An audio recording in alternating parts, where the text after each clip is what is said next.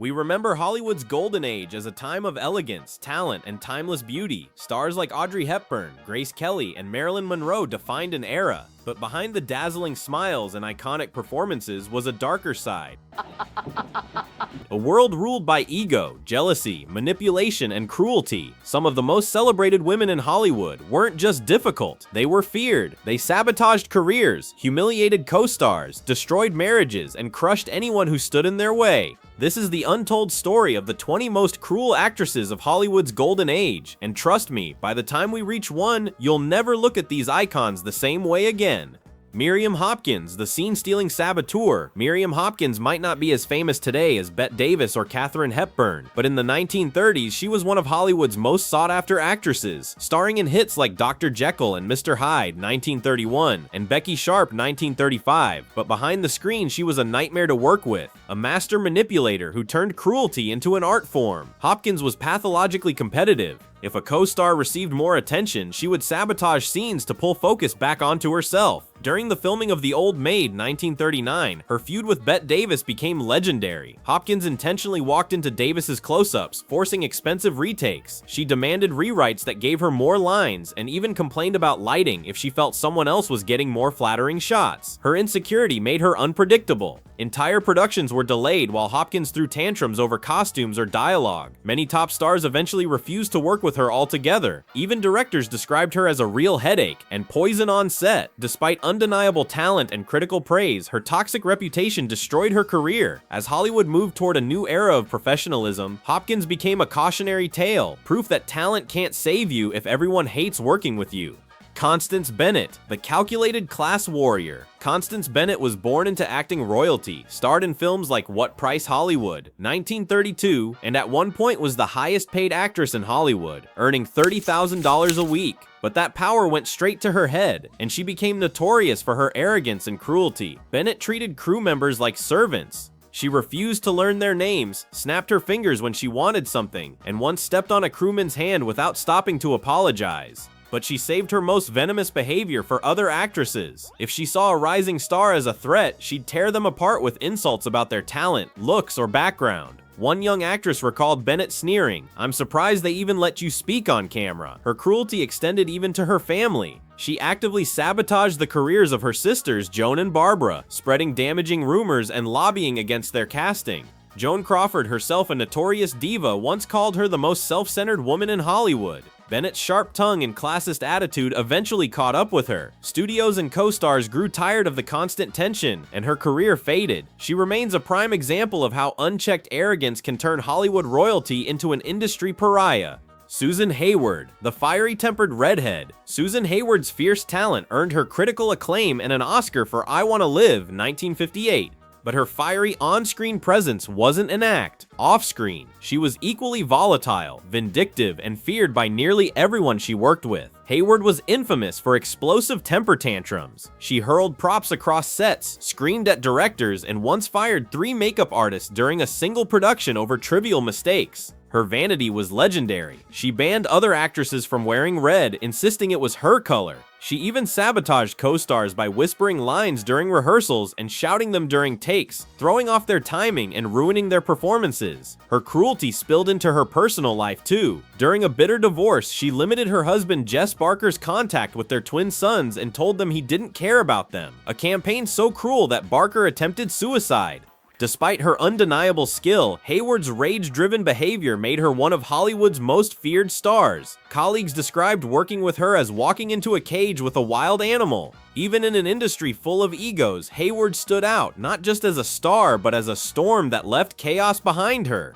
Bette Davis, the calculated terror. Bette Davis is still regarded as one of the greatest actresses in history, with classics like All About Eve, 1950, cementing her legacy. But her brilliance came with a dark side. She was one of the most deliberately cruel women in Hollywood's golden age. Davis had little patience for co-stars she deemed unworthy. On the set of Beyond the Forest, 1949, she rolled her eyes during Joseph Cotton's close-ups, ruining shots and humiliating him in front of the crew. During All About Eve, she targeted a young Marilyn Monroe, mocking her talent and sabotaging takes whenever Monroe performed well. Her cruelty hit its peak during her feud with Joan Crawford while filming Whatever Happened to Baby Jane, 1962. Davis installed a Coca-Cola machine on set, knowing Crawford's late husband was the CEO of Pepsi, and even kicked Crawford in the head during a scene, requiring stitches. Davis herself once admitted, "Until you're known as a monster, you're not a star." To her, cruelty was a tool, and she wielded it with surgical precision. It made her feared, hated, and perhaps one of the most powerful actresses in Hollywood history.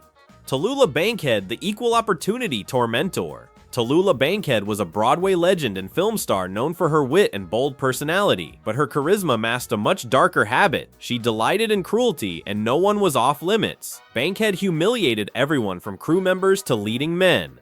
On Alfred Hitchcock's Lifeboat, 1944, she publicly told a young actor his performance was so bad it would make a vulture vomit. She sabotaged scenes by deliberately flubbing lines or changing her performance mid-take to throw others off. Her cruelty extended beyond the set. Bankhead hosted infamous torture parties where she'd get drunk and systematically insult each guest, often exposing their private secrets for laughs. Even close friends were not spared from her barbed tongue. Yet, for all her destructiveness, Bankhead remained wildly popular with audiences. Her outrageousness was part of her appeal. But for those who had to work with her, she was a nightmare. Unpredictable, cutting, and capable of turning a film set into a psychological battlefield. Vivien Leigh, the bipolar perfectionist. Vivien Leigh's performances in Gone with the Wind 1939 and A Streetcar Named Desire 1951 made her one of cinema's most iconic actresses. But behind that brilliance was a darker, more destructive side. Leigh's struggles with bipolar disorder were real, but many of her cruelest actions were deliberate, not accidental. On set, her perfectionism was legendary and terrifying.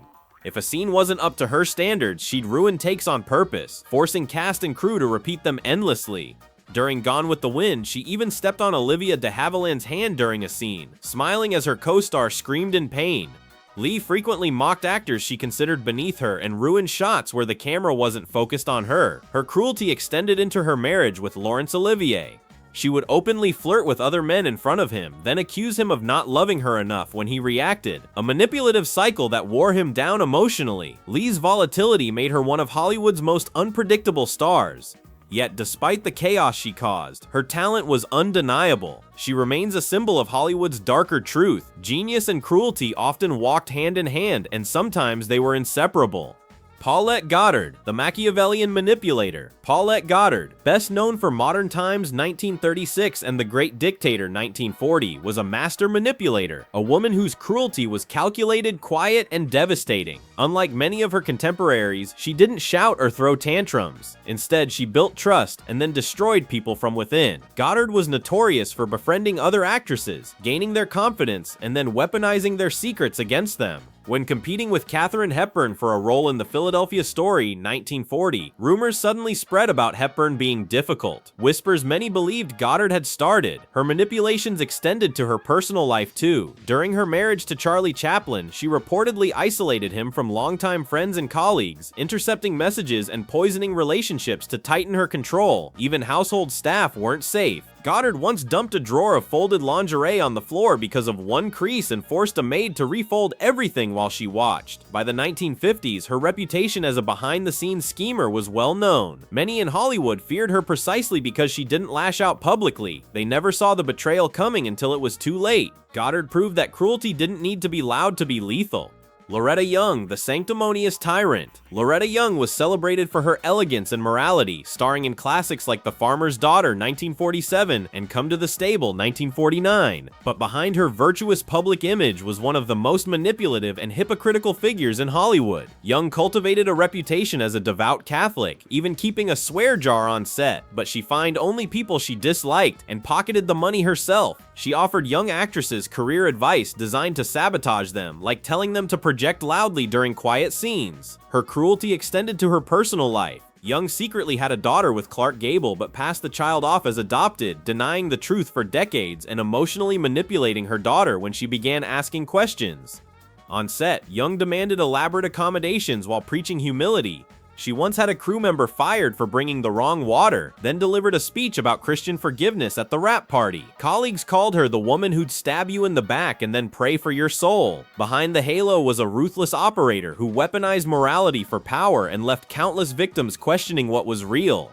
Veronica Lake, the self-destructive tornado. Veronica Lake was one of the most recognizable faces of the 1940s, known for her iconic peekaboo hairstyle and films like Sullivan's Travels 1941 and This Gun for Hire 1942. But beneath the glamour was a deeply self-destructive personality and a cruel streak that drove people away. Lake's behavior on set was infamously erratic. She mocked co-star Alan Ladd for his height, deliberately wearing high heels to highlight the difference and make him feel insecure. She sabotaged female co-stars' performances by making distracting movements during their close-ups, or suddenly changing her line delivery to throw them off balance. Her cruelty extended to the crew too. Lake would spill coffee on costumes just to force wardrobe staff to work unpaid overtime. During night shoots, she often disappeared into her trailer for hours, delaying production and keeping exhausted crew members from going home. Even at the height of her fame, directors refused to work with her. Preston Sturges famously said, "Life's too short to direct Veronica Lake." Her behavior eventually torpedoed her career, proving that cruelty and self-sabotage often go hand in hand, and that even the brightest stars can burn out fast. Zsa Zsa Gabor, the status-obsessed socialite. Zsa Zsa Gabor was more famous for her lavish lifestyle and 9 marriages than her acting, but behind the glitz was a calculating cruelty fueled by obsession with status and social power.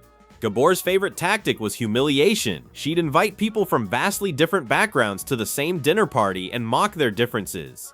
At one infamous event, she seated a plumber next to a European countess and made repeated jokes about how charming it is when the classes try to mingle.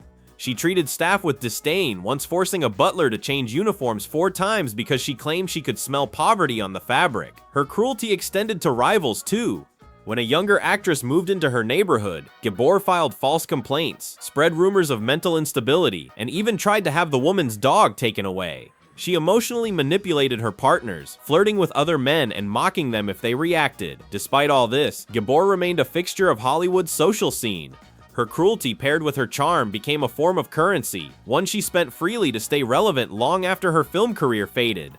June Allyson, the two-faced terror. June Allyson was America's sweetheart in the 1940s and 50s, beloved for films like Little Women, 1949, and Good News, 1947. But behind that wholesome image lurked one of Hollywood's most manipulative and cruel personalities, someone who wielded kindness as a weapon. Allyson maintained a carefully polished public persona, smiling warmly for cameras and press, but when they weren't rolling, she unleashed a much darker side. Crew members described her as verbally abusive, lashing out over minor mistakes the moment the spotlight shifted away. With younger actresses, Allyson would offer helpful advice about makeup or acting that was deliberately meant to make them look worse on camera or irritate directors. Her cruelty wasn't limited to the workplace. She psychologically manipulated her husband, actor Dick Powell, leaving him emotionally shattered after private conversations.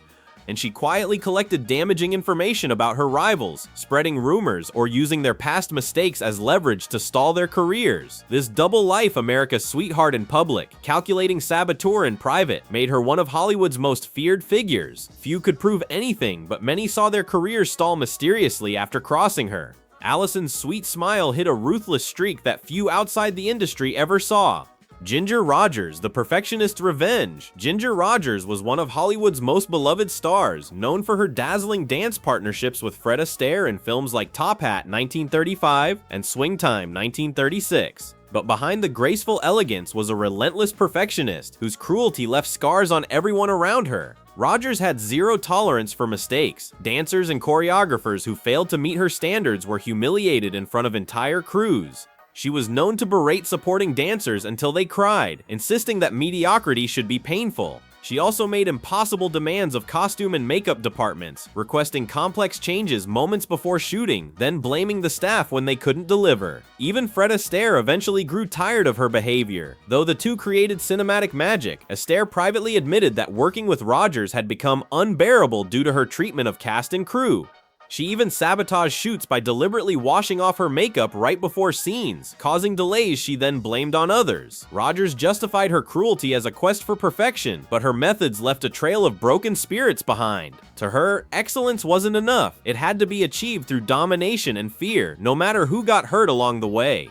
Mary Astor, the diary deployer. Mary Astor, best remembered for the Maltese Falcon, 1941, wielded cruelty not with shouting or sabotage, but with secrets. She was Hollywood's ultimate blackmailer, someone who collected people's vulnerabilities and used them as weapons. Astor was known for keeping detailed diaries of her own affairs, but she also recorded the confessions and scandals of others. She gained people's trust and then strategically leaked damaging details when it benefited her.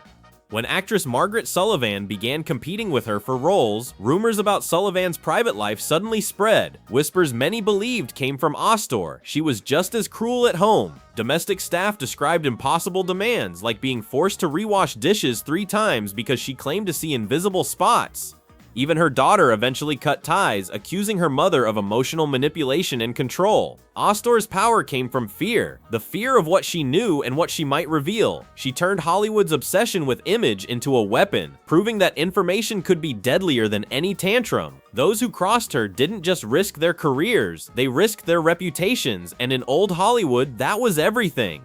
Jean Tierney, the beautiful nightmare. Jean Tierney was one of Hollywood's most stunning leading ladies, captivating audiences in Laura 1944 and Leave Her to Heaven 1945. But beneath the glamorous exterior was a woman whose cruelty was as cold and calculated as her beauty. Tierney had a gift for identifying people's deepest insecurities and exploiting them. She publicly humiliated co-stars she felt threatened by, mocked their looks, and spread damaging rumors about directors who challenged her. She once started false accusations of inappropriate behavior against director Otto Preminger after a creative disagreement, nearly derailing an entire production. Her cruelty extended into her personal life.